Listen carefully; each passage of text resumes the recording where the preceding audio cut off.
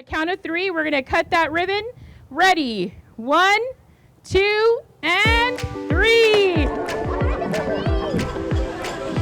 We decided to build the Toddler Playscape because we had noticed at Gibson Park there wasn't really an area where toddlers could really play safely. We have all these playgrounds over here, but they're not suitable for the little bodies that the toddlers have. So we decided to build the Toddler Playscape so we can make play accessible to everybody.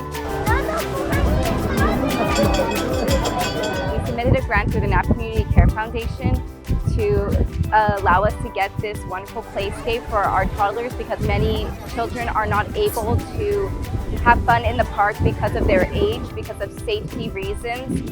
And it makes me feel good that I'm able to give an opportunity of play to now the younger generation that is coming into Gibson Park.